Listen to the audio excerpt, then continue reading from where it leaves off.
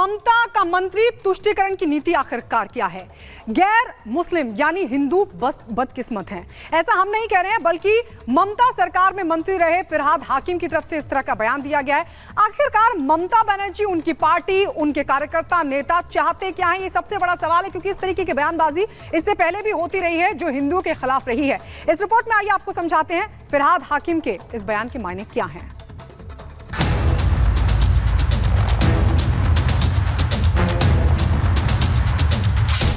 पश्चिम बंगाल में एक विवाद खत्म होता है तो दूसरा मानो तैयार बैठा हो। पहले संदेश खाली को लेकर देश भर में ममता सरकार की जमकर किरकिरी हुई। उसके बाद बीच चौराहे पर महिला की पिटाई के वीडियो के सामने आने के बाद ममता दीदी की महिला हितैषी होने के सारे दावे धराशायी होते दिखाई दिए। लेकिन अब ममता सरकार के एक और नेता ने ऐसा बयान दिया जिसके बाद टीएमसी पार्टी की विचारधारा पर ही प्रश्न चिन्ह खड़े हो गए हैं। पश्चिम बंगाल की ममता बनर्जी सरकार में कैबिनेट मंत्री रहे और कोलकाता के मेयर फिरहाद हकीम ने ऐसा बयान दिया जिसको लेकर बवाल मच गया। उन्होंने गैर मुस्लिमों को बदकिस्मत बताया, जिसके बाद राजनीतिक विवाद खड़ा हो गया। उनके इस बयान को भाजपा ने हिंदुओं की भावनाओं को भड़काने समेत उकसावे वाला बताया है। हकीम ने खुले मंच से सार्वजनिक तौर पर गैर हिंदुओं को इस्लाम कबूल करने का लालच दिया, जिसको लेकर हल्ला मच गया। पहले आपको वो बयान सुनवाते हैं जिसके बाद बंगाल समेत पूरे देश में हिंदू मुस्लिम वाली सियासत गर्मा गई है। যারা দুর্ভাগ্য নিয়ে জন্মেছে, যারা ইসলাম নিয়ে জন্মায়নি, তাদের দাওয়াতে ইসলাম অর্থাৎ ইসলামের দাওয়াত দিয়ে তাদের মধ্যে নিয়ত নিয়ে ঈমান নিয়ে আসলে এটা আল্লাহ তাআলাকে খুশি করা হবে।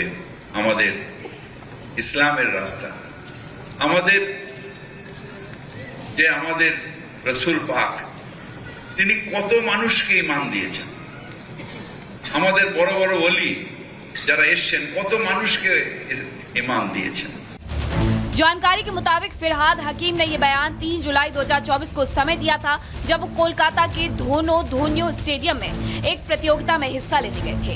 उन्होंने तकरीर के दौरान नॉन मुस्लिम यानी हिंदुओं को टारगेट करते हुए टिप्पणी की थी। हालांकि 3 जुलाई का ये वीडियो अब सियासी गलियारे से लेकर सोशल मीडिया तक चर्चा का विषय बना हुआ है। फिरहाद हकीम टीएमसी का जाना माना हाई प्रोफाइल नेता है। फिरहाद हकीम उन लोगों में माना जाता है जो मुख्यमंत्री ममता बनर्जी के सबसे खास और भरोसेमंद नेता हैं। फिरहाद कोलकाता के पहले मुस्लिम मेयर भी हैं। वो अक्सर अपने बयानों के चलते सुर्खियों में रहते हैं। वो नारद स्टिंग मामले में भी आरोपी रह चुके हैं, जिसमें सीबीआई ने कई टीएमसी नेताओं को गिरफ्तार किया था। हालांकि कलकत्ता हाई कोर्ट से उन्हें बाद में सशर्त जमानत मिल गई थी। पहले बयान देकर के विवाद फैलाया, उसके बाद जब चौतरफा घेरने लग गए तो अपने बयान को लेकर सफाई देते हुए सेकुलर वाला पार्ट भी पढ़ाने लगे। कोई विवादित बयान नहीं है, ये सब बीजेपी का तकमा है, इसके ऊपर हम कोई टिप्पणी नहीं करेंगे। हमें बंगाल के हर इंसान जानता है, ट्रू सेकुलर पर्सन हम हैं, हम हिंदुस्तान के हैं और हम अपना मजहब को पूरा मानते हैं, दूसरे मजहब को इज्जत देते हैं। हकीम की इस टिप्पणी पर बीजेपी ने पश्चिम बंगाल की ममता बनर्जी सरकार पर हमला बोलते हुए कहा कि क्या बंगाल धीरे धीरे इस्लामिक राज्य बनता जा रहा है। ममता बनर्जी द्वारा दुर्गा पूजा विसर्जन रोकने और चोपड़ा के लिए टीएमसी विधायक द्वारा शरिया कानून लागू करने के आह्वान के साथ जमालपुर में तालिबानी प्रथाओं से मिलती जुलती कोड़े मारने की घटनाओं से लगता है कि टीएमसी बंगाल के भाग्य और जनसांख्यिकी को बदलने की कोशिश कर रही है। इतना ही नहीं, बल्कि रामपुर हाट जितेंद्र लाल विद्या भवन के एक आधिकारिक नोटिस में बिना कोई विशेष कारण बताए शुक्रवार को टिफिन ब्रेक शेड्यूल में बदलाव किया गया। इन बातों को लेकर टीएमसी को जवाब देना चाहिए। टीएमसी का मतलब तृणमूल कांग्रेस नहीं बल्कि तुष्टीकरण मुझे चाहिए बन चुका है।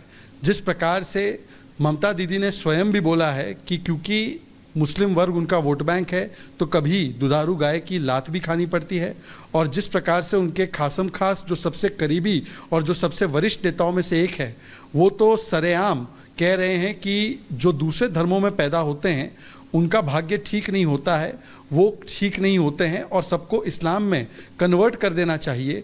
तो ये दिखाता है कि किस भेदभाव की भावना के साथ तृणमूल कांग्रेस की सरकार लगातार काम कर रही है। पश्चिम बंगाल की सरकार में ममता बनर्जी ने हकीम को शहरी विकास एवं नगर पालिका विभाग जैसे अहम मंत्रालय की जिम्मेदारी दी थी। हालांकि मनमुटाव के बाद पूर्व मंत्री शोभन चैटर्जी के नवंबर 2018 में कोलकाता के मेयर पद से इस्तीफे के बाद उन्हें मेयर पद की जिम्मेदारी सौंप दी गई। हालांकि जिसने संदेश खाली के गुनहगारों को पनाह दी वो फिरहाद के बयान के बाद कोई कार्रवाई करेंगी, इसकी उम्मीद लगभग ना के बराबर है। Bureau report, Republic Bharat. Uttarakhand में भारी बारिश के अलर्ट को देखते हुए चारधाम यात्रा स्थगित कर दी गई है। आखिर पूरा मामला क्या है,